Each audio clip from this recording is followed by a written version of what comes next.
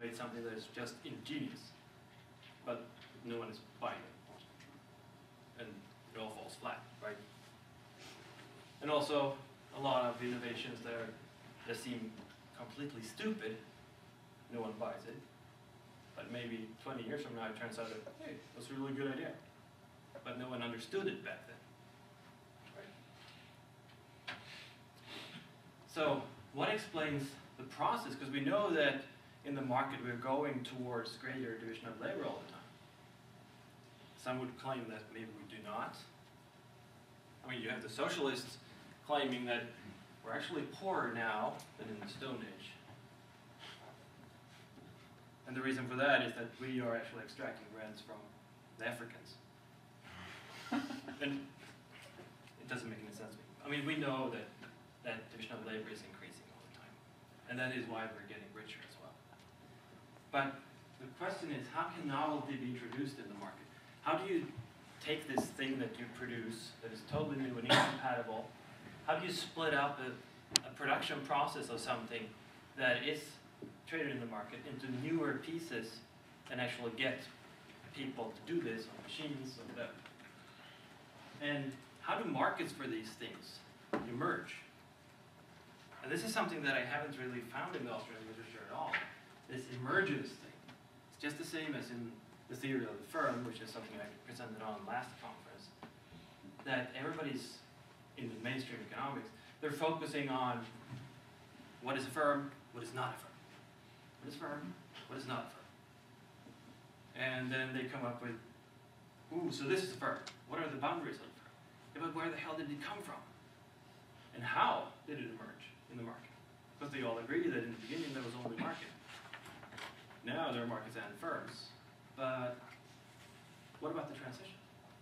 What about the evolution of the market towards a market where most players are firms? So where do these markets come from? In factors to specialization level that does not exist yet. It's not a trivial problem. Now the missing piece, and here, like we always do in Austrian economics, according to some, I want to use authority as an argument. Of course, I turn to Tom Cruise, the firm. That was a joke, you're allowed to laugh. So, I see firms as a means for an entrepreneur who figures out a new way of doing things, or a new thing to do, or something like that. I see that as an island of specialization. Because in order to make this real, to sell this thing at the very end, if you imagine a new way of doing it, is to collect all these resources, collect and train all the people, and make them all compatible so that you can produce this end thing that there might actually be a market for. Which means that you make this factor that you need, the capital good,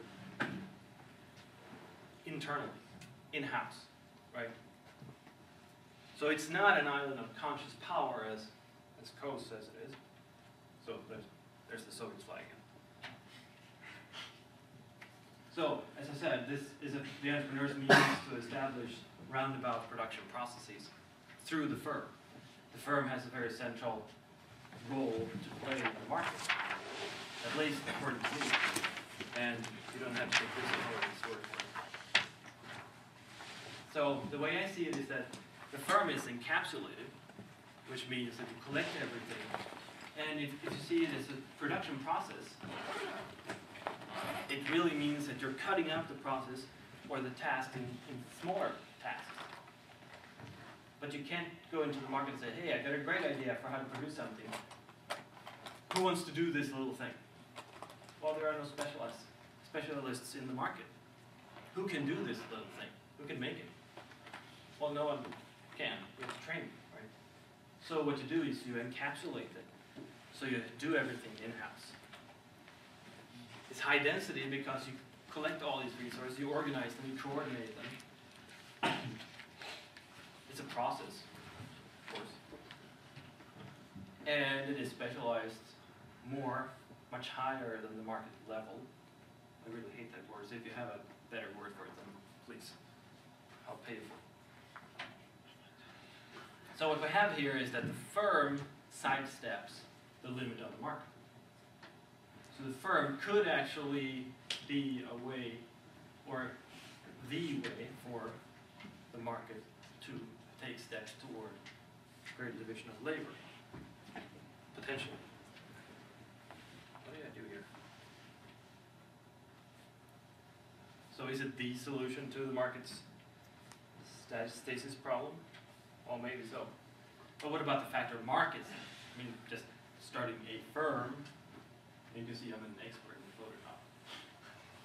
Photoshop. The firm, starting a firm is not really creating the market, right? Well, obviously, if you create a firm with a new process, producing something more efficiently, selling something cheaply, or having a new product that everybody wants that didn't exist before, you make a lot of profit.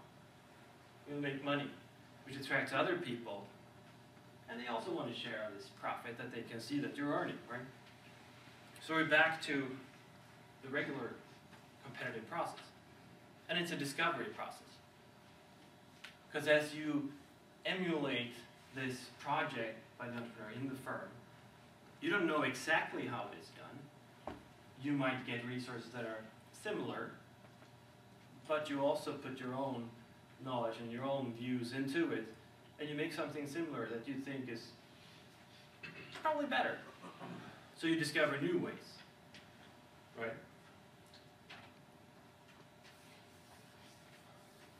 And thereby you have suddenly a market, right?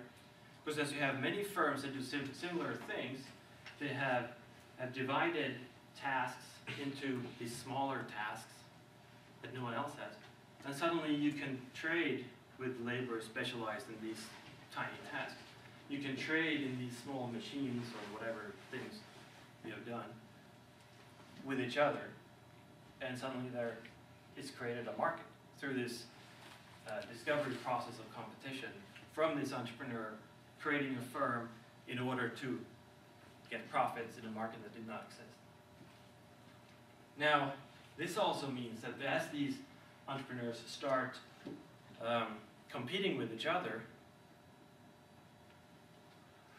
they are relieved from uncertainty through the market between them. And also, they want to, of course, specialize or focus on their core competence. So if I start a firm and I do stuff and I need someone to keep track of the books or whatever, someone else does the same thing, and here comes a third entrepreneur saying, hey, why don't I get some people together who specialize in bookkeeping? And suddenly, I can get rid of that crap, and I can focus on producing this stuff that I really need. So suddenly you have an explanation for outsourcing. So there are new opportunities created around these islands, if you like. Outsourcing. So suddenly, through this little piece, the firm, we might actually have the full picture. This is not a very beautiful one, but and that's my little contribution, that little piece, and how it actually explains this emergence of factor markets. Because then we know how pricing of these factors take place, because we already have theories about that. I have not seen a theory for how these markets appear, only how prices appear in the markets.